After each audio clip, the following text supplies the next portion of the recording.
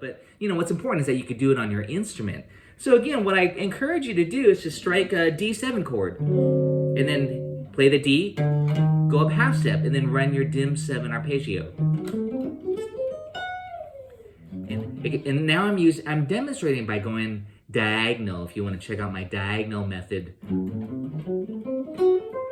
Django used that quite a bit, and so that has become a big part of my studies for gypsy jazz, for guitar players especially, this diagonal method of going up all 6 strings pretty fast, just by thinking that root, flat 5, root. So the whole method of now I'm talking about the diagonal series for playing a dim 7 arpeggio. The diagonal series the diagonal method is just the preliminary method is just to do this: root, flat 5, root, flat 5, root, flat 5. And then this is a dim 7 arpeggio, and then you add on the minor third.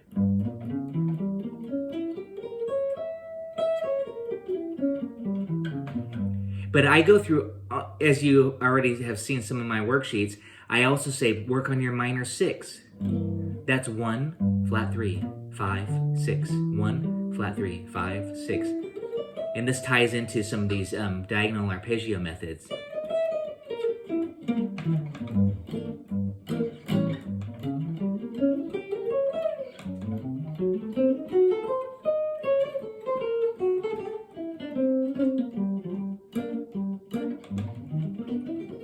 And now I'm just demonstrating G minor 6.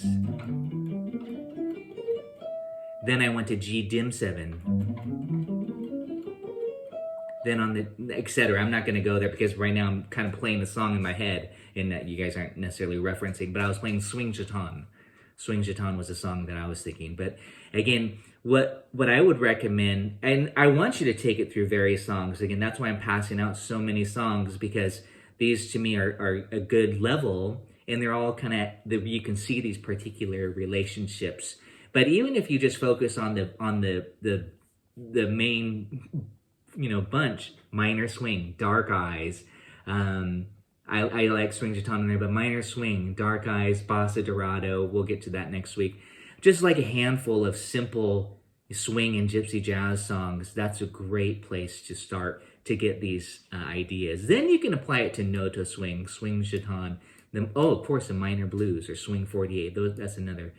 The G minor blues. Diagonal method, because I'd like to go through that a little bit with you, and especially more of these substitution concepts.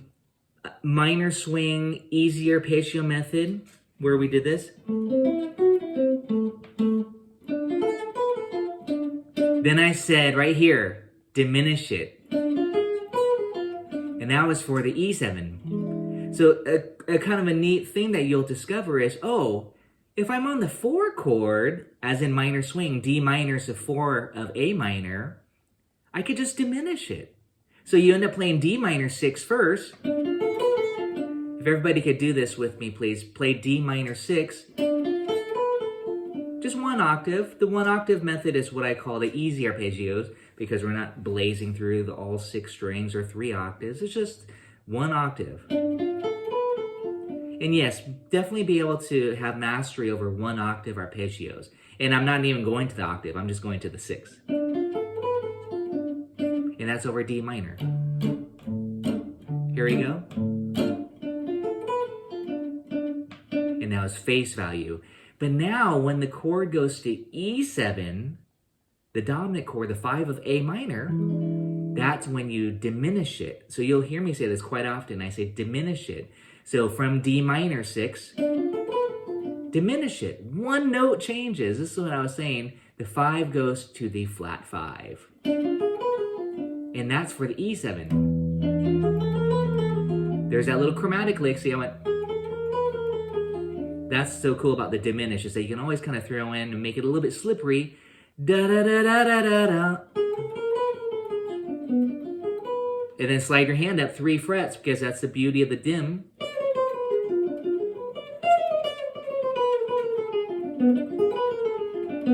And that's all over E7. But in my mind, I'm thinking D dim 7, because we were just on the 4 chord, D minor. E7. resolve it to A minor by doing a little classic. That, you know, just a half step neighbor tone, lower neighbor. D minor. E7, D dim. A minor. I'm gonna do a blues lick. D minor. Diminish it. A minor, I'm gonna do the lower neighbor. Mona Lisa. D minor. D dim. A minor, blues. And again, that blues is, if it's a feel-good thing. It feels good to resolve it to a blues lick. That's what I'm saying. That was A minor blues. You know, so please feel free to start to throw in those blues licks. I'm going to talk more about that as well today, because that's a big part of the flavor. Django played blues licks quite a bit. Just listen to his blue drag solo, and he gets pretty bluesy. So, but we'll define that a little bit more. What does that mean? Get bluesy, you know? But does anybody have questions on, again, the Dim 7 application, at least on minor swing? There's different ways to think about it. Now I passed out another worksheet. I believe I did last week. You'll have to correct me if I didn't. Dark eyes, okay? If we're starting, and this is another method here, and we can put on the backing track to try this. But dark eyes, as you all, I think, know, I hope, that this is one of the classics you really know and memorize. And of course, we're in the key of D minor, but it starts on the 5 chord, A7. So if it starts on the 5 chord, A7, and we are in the key of D minor, the trick is we're in D minor, starts on the 5, go down a half step below the root, D, which is C sharp, and then focus on that note. I'm going to play it here lower, and here's C sharp dim. And I just did one, and this is not necessarily the easy arpeggio, I'm just doing diagonal here.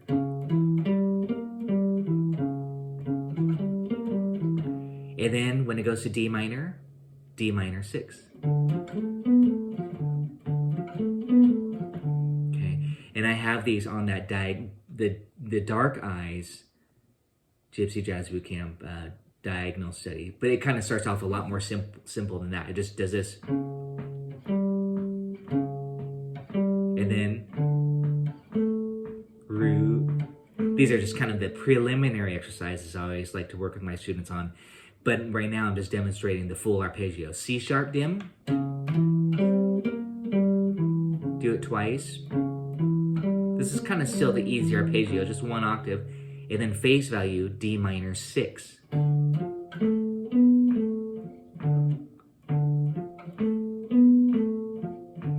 So again, to me, a nice way to think about it is just to go a half step below the root, which is D minor is the root, the 1, and then the 5 is right here, C sharp. And that's a nice way to visualize.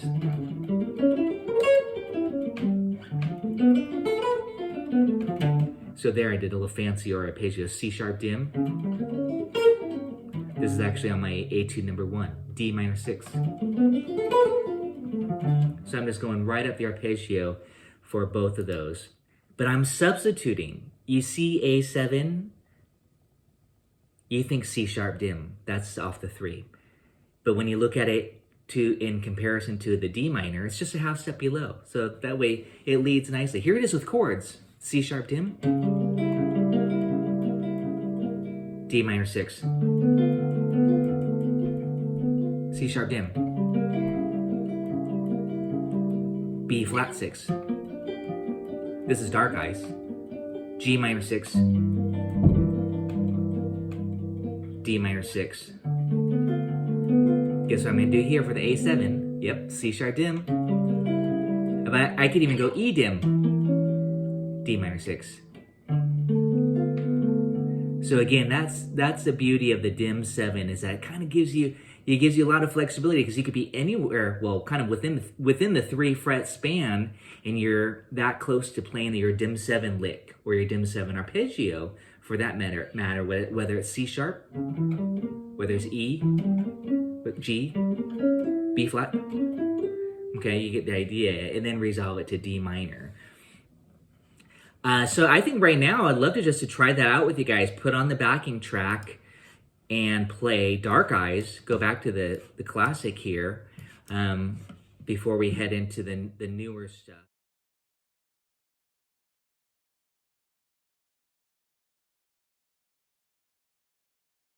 I've got a lot.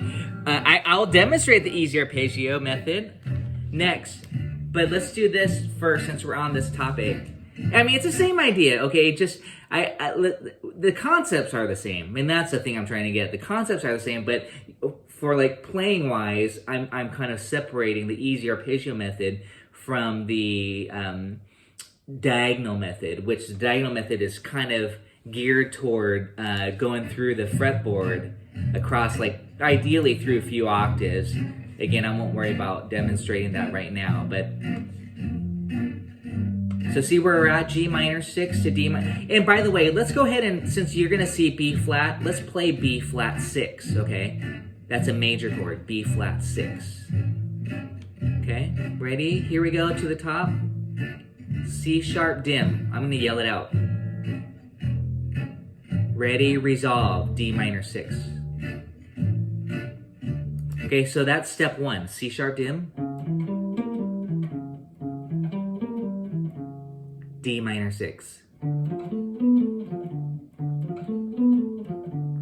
If you're doing the easy arpeggio method, you would go to C sharp dim up here, D minor 6. Sounds exactly the same, just an octave higher, but it's kind of a fingering issue. So that's to me the difference, is this diagonal method of playing D minor 6. So again, for me, by saying the diagonal method, it's kind of a very guitaristic approach because it's how we're visualizing these arpeggios. But if you want to stick to the easy arpeggio method, that's great. Please master. And so either will work. Okay, but that's the first step. C sharp dim,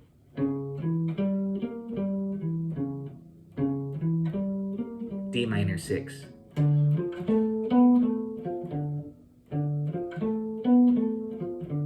Back to the C sharp dim for the A7 coming up right here. By the way, that could also be E dim 7 or G dim 7 or B flat dim 7, okay? It could be either. It's the same 4 notes, but I'm just kind of, staying with one particular concept. And then on the B flat here, play B flat 6. And if you don't know B flat 6, here it is with me. 1, 3, 5, 6. Sounds like a little rockabilly.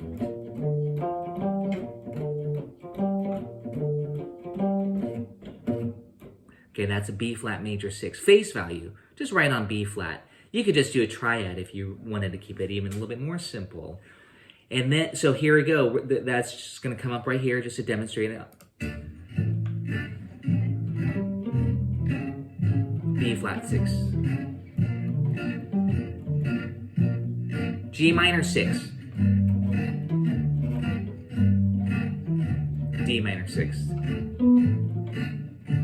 C sharp dim. See right there on that A7. And resolve D minor.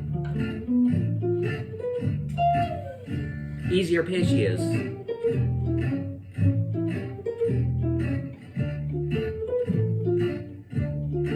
C sharp dim. Just say it to yourself. B flat 6. G minor 6. D minor 6. C sharp dim. D minor 6. C sharp dim. D minor 6. C sharp dim. B flat 6.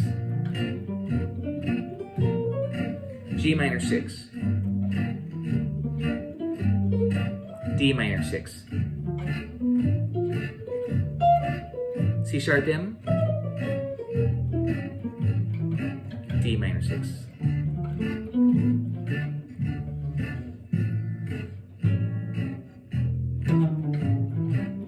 D minor 6. C sharp dim, B flat 6.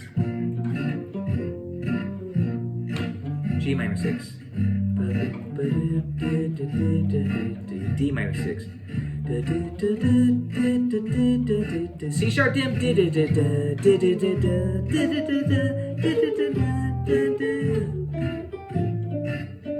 C sharp dim.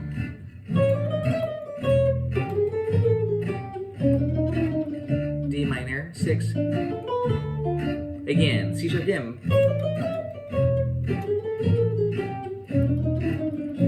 B flat 6. G minor 6. D minor 6. C sharp dim. D minor blues. C sharp dim. D minor. That's a 6. C sharp dim. B flat 6. G minor 6. D minor 6. C sharp dim. D minor.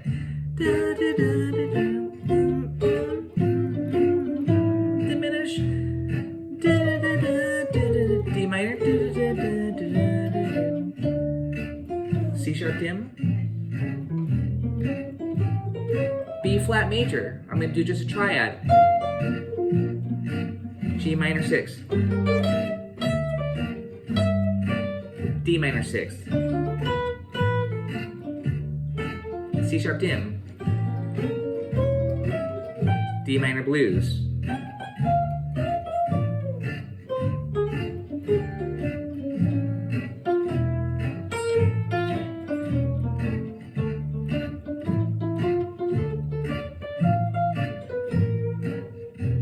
Now I'm kind of just having some fun with it. B flat,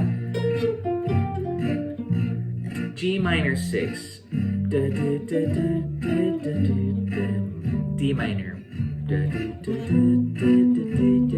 C sharp dim,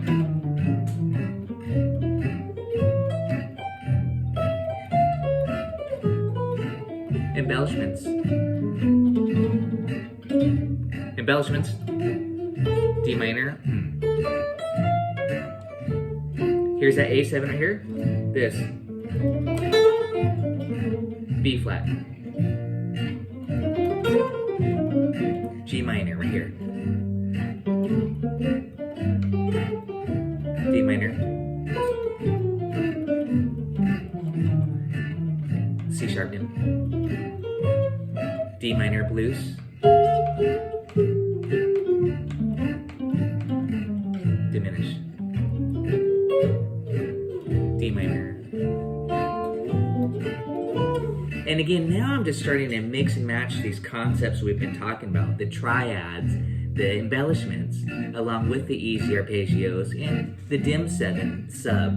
I didn't do any tritone sub, but I'll throw it in right here. D minor 6, right here, A7, D minor, blues, tritone sub, blues, embellishments, tritone sub,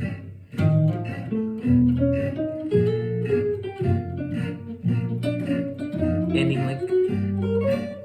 I'll do that again.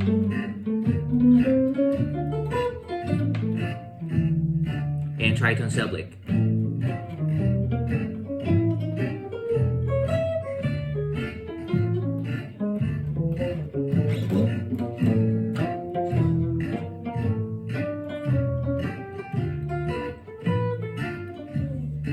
I'm going to stop it right there on that A7. I did our The thing we did from the first session, go half step above the A major triad and just do this.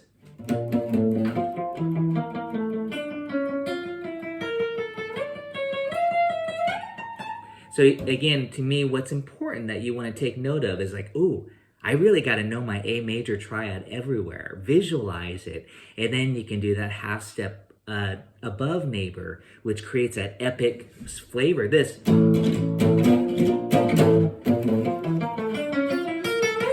The really dark flavor that we really love, and that's very gypsy jazz sounding.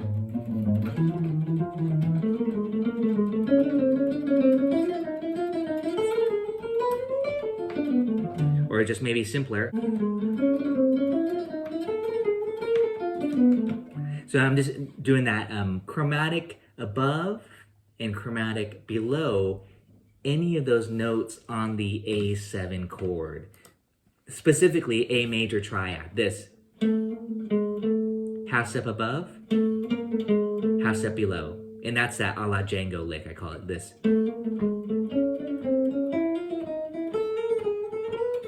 And it's just a lick now. A7, 1, 2, 3, 4. Then I ended on a D minor 6 arpeggio, face value, just to give the listener so that they know where I'm at on the song. So all I did there was A, C sharp, E, A. That's not all I did, but then I embellished around those notes. This.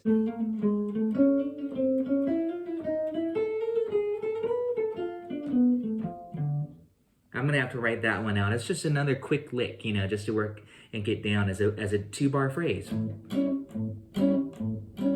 Oops, or D minor. I'll do it with you guys. Here we go.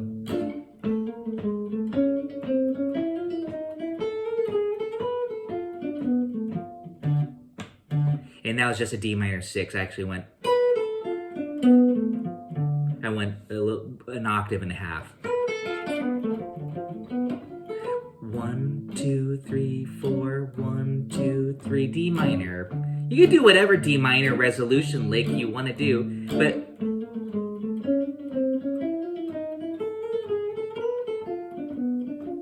something simple like that. Again.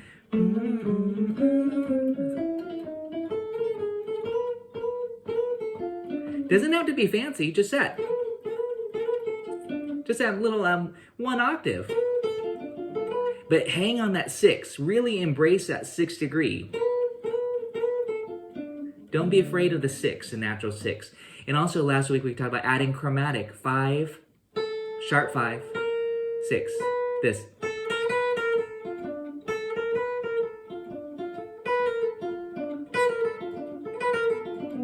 Django did that.